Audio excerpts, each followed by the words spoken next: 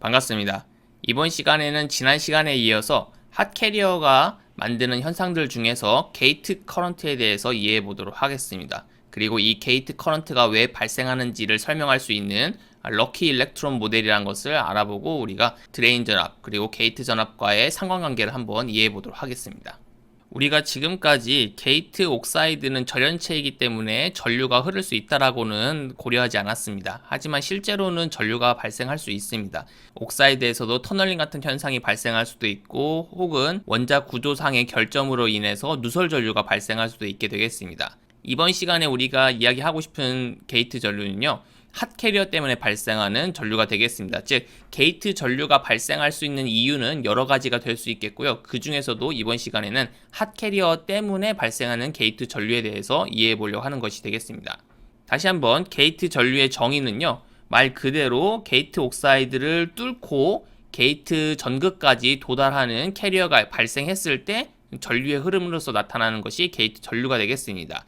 이번 시간에는 그것에 대한 메커니즘으로서 핫캐리어가, 즉 핫 일렉트론이 게이트 옥사이드의 에너지 배리어를 뛰어넘어서 게이트 전극까지 도달했을 때 발생하는 게이트 전류에 대해서 알아보도록 하겠습니다. 게이트 전류가 핫캐리어 때문에 발생하는 과정이 다음과 같은 그림으로 표현이 되어 있는데요.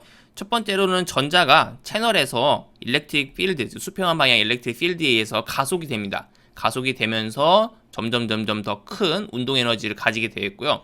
그런 전자가 어느 위치에 도달했을 때 갑자기 방향을 바꾸는 일이 발생합니다. 뒤에서 우리가 다루겠지만 럭키 일렉트론 모델에서 운이 좋게도 갑자기 이 수평하게 가던 전자가 게이트 쪽으로 방향을 틀어버리는 상황이 발생을 하게 되겠고요. 이때 이 전자는 충분한 에너지를 가지고 있기 때문에 옥사이드의 그 컨덕션 밴드, 즉 에너지 배리어를 뛰어넘는 현상이 발생을 하게 되겠습니다. 이렇게 에너지 배리어를 뛰어넘어서 결국 게이트 전극까지 도달을 하게 되면은 뭔가 전하를 띤 입자가 게이트 전극까지 도달했기 때문에 게이트 전류로서 나타나게 되겠습니다. 다음 그래프는 실제 측정된 게이트 전류를 우리가 드레인 전압을 바꿨을 때 그리고 게이트 전압을 바꿨을 때 어떤 식으로 나타나는지를 보여주고 있습니다. 우리가 지난 시간에 봤던 서브스트레이트 커런트와 같이 플롯을 해놨고요. 지금 잘 보시면은 지난 시간에 우리가 배웠던 서브스트레이트 커런트는 어떤 피크점을 가지면서 다음과 같이 증가하다가 감소되는 경향을 보인다라고 했었는데 게이트 전류도 마찬가지로 유사한 경향성을 가지는 것을 볼 수가 있겠습니다. 따라서 게이트 전류가 이렇게 피크점을 가지는 이유와 서브스트레이트 커런트가 이렇게 피크점을 가지면서 증가, 감소하는 경향을 보이는 이유가 서로 같습니다. 우리가 지난 시간에 이해해 보았듯이 게이트 전압이 낮은 구간에서는 이렇게 증가되는 모습을 먼저 보이게 되겠는데요. 그 이유는 게이트 전압이 증가하면서 드레인 전류가 증가하게 되고 이 드레인 전류 중에 일부가, 즉 그 전자들 중에 일부가 핫캐리어가 되는 것이기 때문에 일단 얘가 많아야 핫캐리어가 많이 발생하고 따라서 서브스트레이트 커런트도 증가될 수 있고 게이트 커런트도 증가될 수 있게 되겠습니다. 하지만 너무 큰 게이트 전압이 발생을 하게 되면은 VD셋이 감소한다라고 이미 지난 시간에 이야기했었죠. 따라서 거기에 따라서 Emax 값, 즉 맥시멈 일렉트릭 필드 값이 다시 감소하게 되면서 핫캐리어가 줄게 되고 따라서 서브스트레이트 커런트도 피크점을 찍고 그리고 게이트 커런트도 피크점 이후에는 감소하는 경향성을 가지게 되겠습니다. 이렇게 서브스트레이트 커런트와 게이트 전류는 서로 닮은 경향성을 가지게 되겠는데요. 차이점은요. 일단은 게이트 전류가 서브스트레이트 커런트보다는 훨씬 작습니다. 지금 이 커런트 레벨을 보시면은 대략 1000배 이상 작은 것을 알 수가 있겠고요. 그리고 서브스트레이트 커런트는 이 최대점이 대략 2분의 VD가 되는 지점 근처에서 발생을 합니다. 하지만 게이트 전류의 최대값은 게이트 전압과 드레인 전압이 이제 거의 비슷한 정도에서 발생을 한다는 점이 차이점이 되겠습니다. 왜 이런 차이점을 가지게 되는지는 이어서 계속해서 알아보도록 하겠습니다. 게이트 전류가 왜 게이트 전압과 드레인 전압이 같아지는 지점에서 피크점을 가지는지를 한번 정성적으로 이해해 보도록 하겠습니다. 먼저 첫 번째의 경우에는 게이트 전압이 드레인 전압보다 큰 상황이 되겠습니다. 앞에서 우리가 그래프를 보았을 때는 게이트 전압과 게이트 전류 사이의 관계에서 이렇게 증가되고 있는 이 상황이 되겠고요. 이 상황에서는 일단은 게이트 쪽으로 전자를 당기는 힘이 더 크다라고 생각하시면 되겠습니다. 즉 게이트 전압이 더 크기 때문에 전자가 이 플러스 전압이 걸린 게이트 쪽으로 더 돌아서 가려고 하는 경향성이 크게 되어 있고요. 이 상황에서 드레인 전압을 조금씩 증가시키게 되면은 점점 드레인 커런트가 증가될 것입니다. 따라서 드레인 전류가 많아지다 보니까 그 중에서 큰 에너지를 갖는 전자의 수도 같이 증가가 될 것이고, 따라서 핫캐리어 숫자가 점점 증가를 하게 되겠죠. 따라서 이 상황에서는 게이트 전류가 충분한 에너지를 가진 전자의 수에 의해서 제한이 됩니다. 즉, 이 숫자가 많으면 많을수록 게이트 전류가 증가하는 상황이기 때문에 이러한 상황은 우리가 채널 필드 리미티드 게이트 커런트라고 부르게 되겠습니다. 즉, 이 채널 필드, 즉 드레인 전압을 높여주면 높여줄수록 더 많은 핫캐리어가 생겨서 게이트 전류가 더 증가될 수 있는 상황, 즉 드레인 전압이 만드는 채널 필드, 즉 수평한 방향의 일렉트릭 필드 때문에 게이트 전류에 제한이 걸리는 상황이다 라고 이해할 수 있겠습니다. 이렇게 드레인 전압을 계속 증가시켜서 어느 순간 게이트 전압과 드레인 전압이 같은 순간이 오게 되면은 게이트 쪽으로 끌어당기는 힘과 드레인 쪽으로 전자를 끌어당기는 힘이 균형을 가지게 되겠습니다. 이때는 이제 전자가 쉽게 게이트 쪽으로 끌려 들어가려고 하지 않기 때문에 게이트 전류의 피크점이 발생을 하게 되겠고요. 여기서 더 드레인 전압을 강하게 증가시키게 되면은 이제는 게이트에서 끌어당기는 힘보다는 드레인에서 끌어당기는 힘이 더 크기 때문에 전자가 핫캐리어이더라도 대부분은 드레인 쪽으로 빠져나가게 되겠습니다. 그런 상황에 대해서 이 그림에서는 옥사이드의 일렉트릭 필드가 네거티브다라고 표현을 하고 있는데요. 그 말은 지금 게이트에는 분명히 플러스 전압이 걸려 있지만 플러스 전압이 걸려 있기 때문에 원래는 일렉트릭 필드가 게이트에서 채널 쪽으로, 즉 플러스 방향으로 되어 있을 텐데 오히려 드레인 쪽에서 더 세게 전압을 플러스로 가하고 있기 때문에 오히려 EOX가 반대 방향으로, 즉 이렇게 필드가 형성된 상황이 되겠습니다. 따라서 드레인 근처에서 발생한 핫캐리어는 대부분 드레인 쪽으로 빨려 나가기 때문에 이 상황에서는 전자가 옥사이드 에너지 배리어를 뛰어넘을 수 있을 정도로 충분한 에너지를 가졌지만 밀려나가게 되겠습니다. 밀려나가기 때문에 결국 게이트 전류는 옥사이드 필드가, 즉 EOX가 마이너스이기 때문에 제한되는 현상이 발생을 하게 되었고요. 따라서 앞에서 보았던 그래프에서 오히려 피크점 이후에 감소되는 경향성을 가지게 되겠습니다. 따라서 다시 한번 요약을 하면요. 결국은 게이트 전압과 드레인 전압이 전자를 당기는 것을 힘겨루게 한다라고 생각하시면 이해하기 편할 것 같습니다. 따라서 어느 쪽이 더 우세하느냐에 따라서 전자의 흐름이 결정이 되고 그에 따라서 게이트 전류와 게이트 전압 그리고 드레인 전압 사이에 연관관계가 발생한다라고 이해할 수 있겠습니다. 그 다음은 우리가 한번 게이트 전류의 모델을 한번 만들어 보도록 하겠습니다.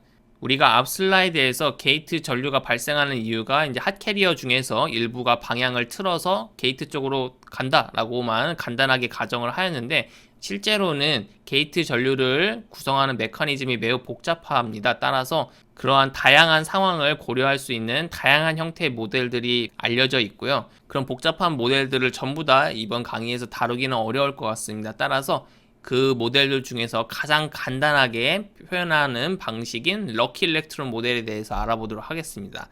럭키 일렉트론 모델은 앞에서도 설명하였듯이 핫캐리어가 우연히 방향을 트는 상황이 발생한다라고 가정하는 것이 되겠습니다. 즉 그 우연이 어떤 현상인지는 모르겠지만 일부분의 전자가 방향을 틀어서 게이트 쪽으로 간다라고 이제 생각하는 것이 되겠고요. 그렇게 방향을 튼 전자는 결국 이 실리콘 쪽에 있을 텐데 이 전자가 이 에너지 배리어, 즉 3.1 일렉트론 볼트라는 에너지 배리어를 뛰어넘어서 메탈, 이 게이트 쪽으로 도달할 수 있다라고 가정하는 것이 럭키 일렉트론 모델이 되겠습니다.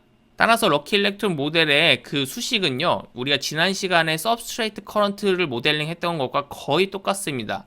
일단은 수평한 방향의 일렉트릭 필드에 의해서 전자가 가속이 될 테고요. 그러한 가속이 필요한 최소 거리를 D라고 정의한다면은 이 전자는 지금 3.1 일렉트론 볼트 이상의 에너지를 얻어야 되겠고 그것이 EX에 의해서 가속이 되는 상황이기 때문에 D라는 값이 결정이 되겠습니다. 즉 이만큼의 거리를 이동을 해야 이 3.1 일렉트론 볼트라는 에너지를 얻어서 저 배리어를 뛰어넘을 수 있게 되겠고요.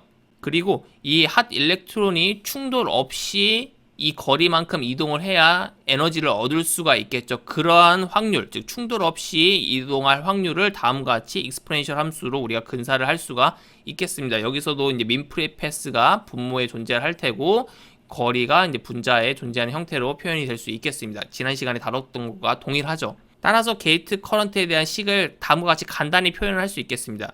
우리 지난 시간에 서브스트레이트 커런트와 마찬가지로 일단은 드레인 커런트가 크면 클수록 같이 커지니까 드레인 커런트가 있고 게이트 랭스에 대해서 적분을 해주는데 이 확률, 그쵸? 전자가 충분한 에너지를 얻을 확률을 적분을 해주고 여기에 하나 추가되는 항이 이것뿐입니다. 즉 방향을 트는 확률, 방향을 틀어서 옥사이드 쪽으로 인젝션, 주입될 수 있는 확률을 추가적으로 곱해주면은 이것이 바로 게이트 커런트에 대한 모델이 될 수 있겠고요. 이 확률 역시 이제 EOX에 대한 함수로 표현이 될 것입니다.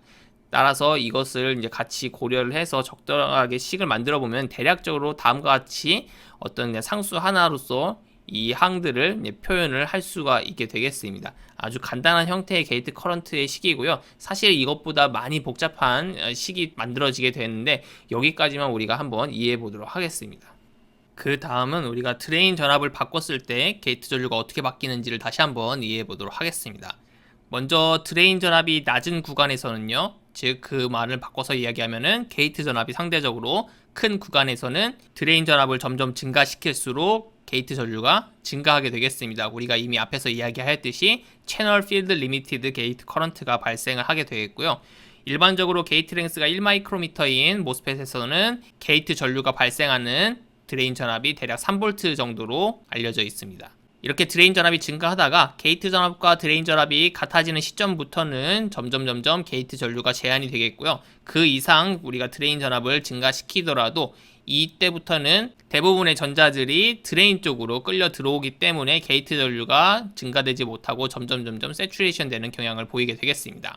여기서 우리가 더 큰 게이트 전압을 가하게 되면은 VD셋이 증가하게 되면서 커브가 오른쪽으로 쉬프트 되는 것처럼 이동을 하게 되겠고 이 최대 게이트 전류 값도 같이 증가를 하게 되겠습니다. 왜냐? 드레인 커런트가 게이트 전압을 증가시키면은 같이 증가되기 때문에 따라서 최대 값이 증가하면서 오른쪽으로 커브가 쉬프트하는 형태로 나타나게 되겠습니다. 앞에서도 이야기하였듯이 게이트 전류를 만들어내는 그런 이유들은 상당히 다양합니다. 또한 핫캐리어가 만들어내는 게이트 전류의 메커니즘도 상당히 다양한데요. 우리가 앞에서 이야기했던 것은 럭키 일렉트론, 즉 우연히 방향을 틀어서 게이트 옥사이드로 간 핫 일렉트론들이 만들어내는 전류에 대해서 이번 시간에 다뤄보았습니다. 하지만 이런 럭키 일렉트론 말고도 다양한 이유 때문에 게이트 커런트가 발생할 수 있겠고요. 그 중에 하나만 더 소개를 하자면은 바로 드레인 어밸런치 핫 캐리어 커런트 DAHC라는 커런트가 되겠습니다. 지금 왼쪽 그래프를 보시면은 우리가 앞에서 배웠던 게이트 커런트가 이러한 산 모양의 커브라고 했는데 지금 게이트 전압이 낮은 구간에서 또다시 이러한 커런트 성분이 측정이 되는 것을 볼 수가 있습니다. 앞에서 본 커브랑 좀 많이 다르죠. 이런 커런트의 특징은 게이트 전압이 낮으면서 드레인 전압이 상당히 클 때 발생하는 것을 볼 수가 있습니다. 그렇다면 이런 커런트는 도대체 왜 생기느냐? 임팩트 아이오나이제이션 현상 때문에 발생을 합니다. 우리가 지난 시간 서브스트레이트 커런트를 이야기할 때 이야기했었는데요. 임팩트 아이오나이제이션이 지금 드레인 근처에서 발생을 하게 되면은 핫 일렉트론과 핫 홀이 발생을 하게 되겠습니다. 지난 시간에 이야기할 때는 이런 홀들은 대부분 서브스트레이트 쪽으로 빠진다라고 이야기했었는데요. 하지만 이 상황에서 지금 게이트 전압이 상대적으로 낮은 상황이 되겠습니다. 즉 드레인 전압은 매우 높기 때문에 임팩트 아이오나이제이션 현상이 발생을 했고 게이트 전압은 낮기 때문에 플러스 전압이더라도 홀들이 이 게이트 쪽으로 건너가는 일이 발생을 하게 되겠습니다. 즉 대부분의 홀들은 서브스트레이트 쪽으로 가는 것이 맞지만 일부분의 홀들이 게이트 쪽으로 인젝션 되면서 발생하는 커런트가 바로 이 DAHC 커런트가 되겠고요. 따라서 경우에 따라서는 이렇게 게이트 전압이 낮은 구간에서 다음과 같이 홀이 만들어내는 커런트 성분이 관측이 되기도 하겠습니다. 즉 핫캐리어가 만들어내는 게이트 커런트는 이렇게 럭키 일렉트론이 만들어내는 경우도 있고 그리고 이렇게 핫홀이 만들어내는 경우도 있겠고요. 이것 이외에도 상당히 많은 다른 케이스들이 존재를 하고 각각의 모델들이 존재를 하게 되겠습니다. 따라서 관심 있는 학생분들은 추가적으로 좀 찾아보셔서 이해를 하시면 좋을 것 같고요. 다시 한번 요약하면 우리 강의에서는 핫 캐리어가 발생했을 때 일부분의 캐리어들이 게이트 쪽으로 건너가서 전류의 흐름을 만들어낼 수 있겠다. 즉 게이트 전류를 발생시킬 수도 있다는 정도까지 여러분들이 이해해 주셨으면 좋겠습니다.